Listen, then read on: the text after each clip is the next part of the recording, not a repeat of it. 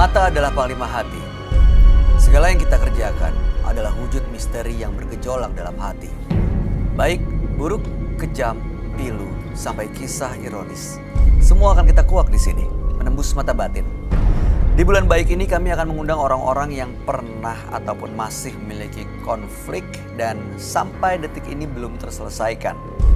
Dan bintang tamu yang malam hari ini hadir di samping saya adalah seorang aktris senior yang saya yakin sudah makan asam garam kehidupan, Minati Atmanegara. Selamat malam Mbak Minati. Selamat malam. Terima kasih sudah hadir di Menembus Mata Batin. Sama-sama, terima kasih sudah diundang. Namanya perjalanan hidup, pastikan kita bergaul dengan orang lain, ada perbedaan, ada ketidakcocokan, akhirnya melahirkan konflik. Betul. Dan namanya konflik harus dikelola supaya menghasilkan solusi.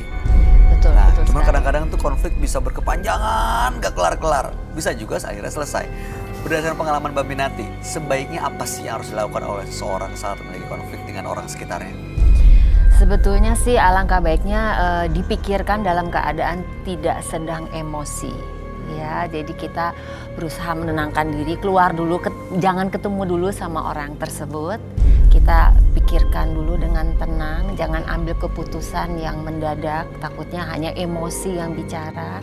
Jadi lebih ke seperti itu ya. Kemudian pikirkan dampaknya kalau kita mengambil tindakan tertentu, positif atau negatif, malah tambah berantakan, bukannya menyelesaikan. Jadi setelah itu, setelah dengan tenang dipikirkan, kemudian baru bisa ketemu lagi dengan orangnya. Kalau pengalaman saya, alangkah baiknya menyelesaikan persoalan itu tidak lewat telepon, tidak SMS, WA, tetapi alangkah baiknya ketemu langsung. Tapi betul-betul dengan catatan dua-dua sudah dingin ya, jadi bisa bicara. Jadi sudah mereda dulu emosinya, sudah dulu. bisa diajak bicara. Betul. Dan jangan lewat tulisan yang nggak ada ekspresi, kadang-kadang kan kita suka salah tangkap ya. Betul. Kok wah ini nadanya ini pasti maksudnya ini nih, padahal mungkin nggak seperti itu gitu. Jadi harus ketemu langsung sih, biasanya beda langsung ya hasilnya kalau kita ketemu langsung. Dan harus diselesaikan atau ada kondisi-kondisi tertentu yang ya sudahlah, daripada diselesaikan jadi masalah baru, lupain aja, biarin aja mengendap. Yang penting saya pikir sih gini, niat baiknya dulu ada nggak niat baik dari kedua belah pihak. Kalau memang tidak ada niat baik, walaupun duduk bersama udah percuma ya, tidak ada niat baik. Jadi memang itu penting sekali, ada niat baik atau enggak. Niat baik, mudah-mudahan itu yang kita temukan di partisipan kita yang berikut ini ya Mbak Minati. Terima kasih Mbak Minati, kita akan ketemu dengan partisipan yang pertama. Iya. Berikut ini akan hadir seorang wanita yang mengaku menyesal akibat perbuatan masa lalunya dan sampai saat ini bahkan dia mengalami depresi. Malam hari ini kami akan panggil dia dengan nama samaran. Kami persilahkan Farah.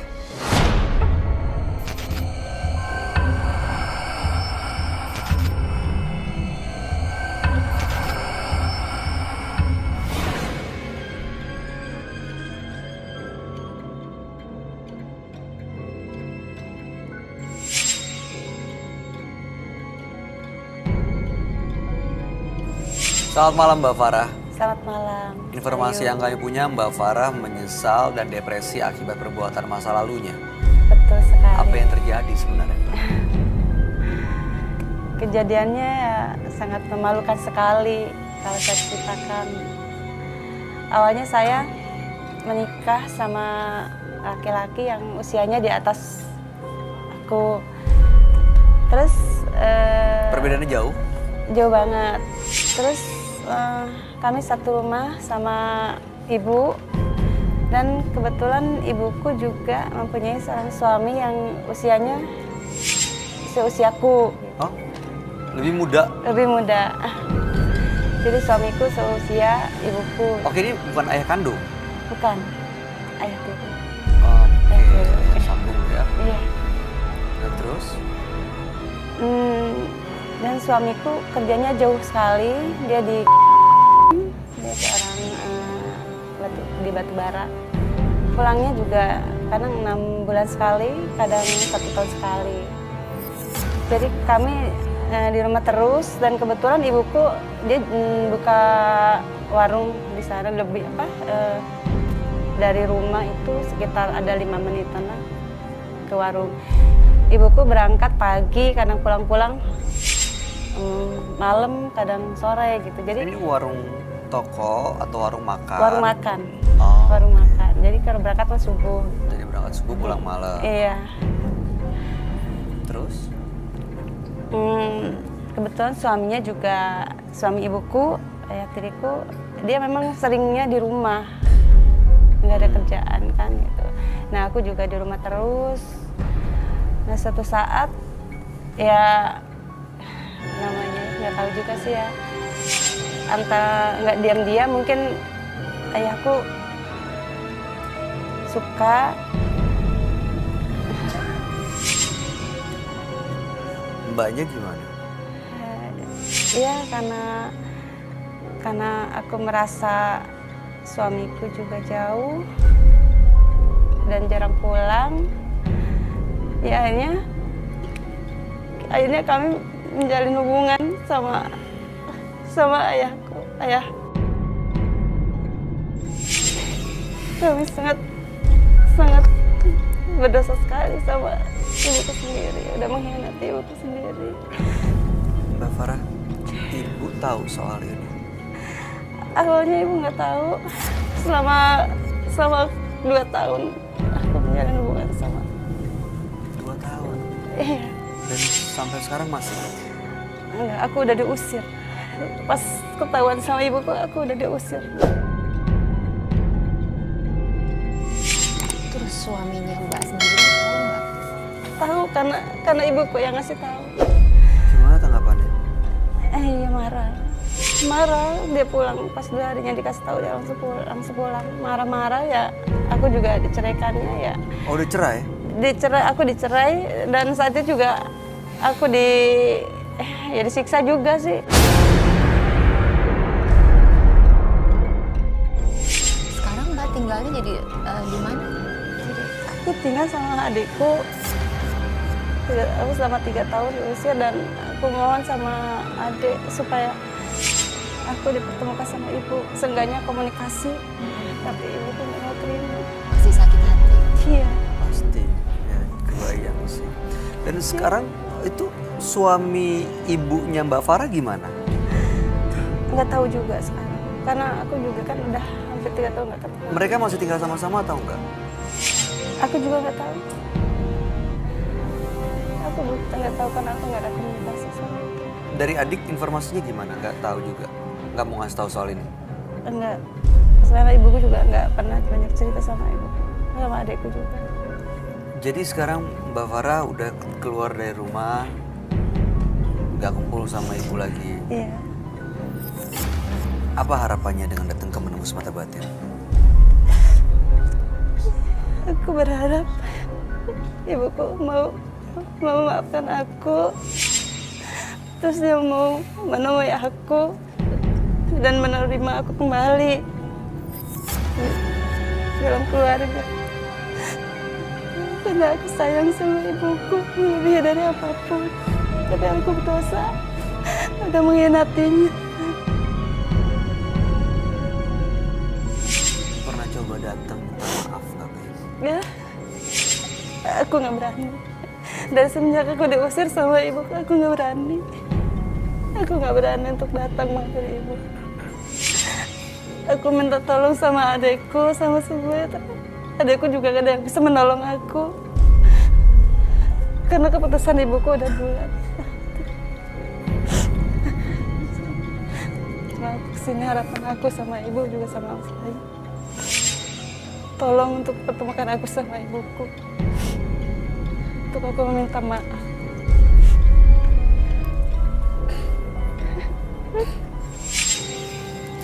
Baik, Mbak Farah, mudah-mudahan kami bisa membantu untuk mempertemukan Mbak Farah dengan ibu supaya benar-benar bisa menyampaikan maaf ini. Kita akan dengarkan dulu sebelumnya di tanggapan sahabat kami apa yang dia lihat mengenai kejadian ini. Sebenarnya apa yang terjadi? Apakah masih mungkin keinginan untuk berkumpul bersama keluarga bisa terwujud lagi, apalagi di bulan baik ya Mbak ya? Kita akan ajak kamu untuk langsung bertemu dengan sahabat kami, dia adalah seorang indigo. Kami persilahkan Roy Kiyoshi. Sebelumnya, tim Mata Batin sudah memberikan tanggal lahir dan nomor rumah partisipan kepada Roy Kiyoshi. Dengan mata batinnya, Roy akan membaca berdasarkan angka yang kami berikan. Farah, dengan tanggal lahir 30 September 1974 dan mendiami nomor rumah 17. Sosok wanita yang tidak berpikir panjang dan hanya mementingkan kebahagiaan diri sendiri. Di sini saya merasakan adanya rasa bersalah yang dalam pada diri Farah. Dan saya juga melihat adanya kesalahan pada masa lalu yang sulit untuk dimaafkan. Saat ini hanya ada kesedihan yang terlihat pada diri Farah.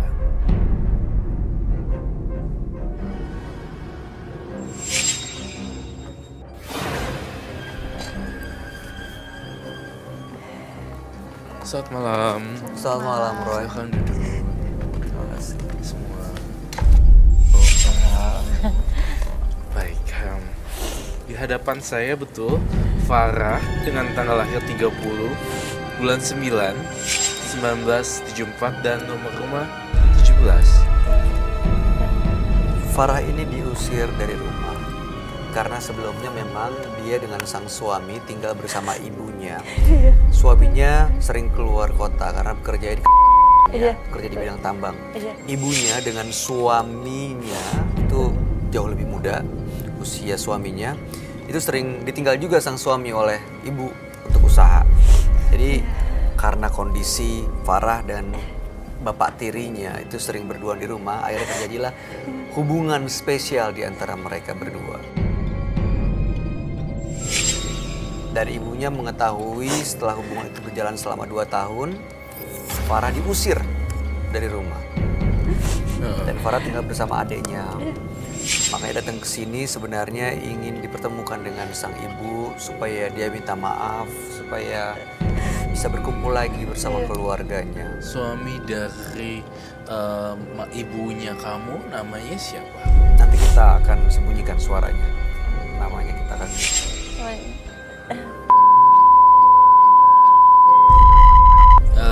Boleh langsung nggak saya agak to the point ya? Iya. Saya punya opini. Farah adalah seorang korban sebenarnya. Dan suami dari ibu kandungnya Mbak Farah itu sebenarnya nggak baik juga. Udah tahu ini anaknya, anak tirinya, kok masih diembat juga ya? Logikanya di mana gitu? Saya tahu mungkin Farah juga punya perasaan, tetapi saya tidak bisa menyalahkan Farah 100%. Karena kalau yang agresif itu adalah dalam penerawangan saya, energinya adalah si ini. Nah, yang terjadi sekarang adalah Farah serba salah dan di reject oleh ibu kandungnya ya, kalau nggak salah. Saya sih mohon maaf banget ya, saya nggak ngerti kalau ini ngomong ini saya salah nggak ya?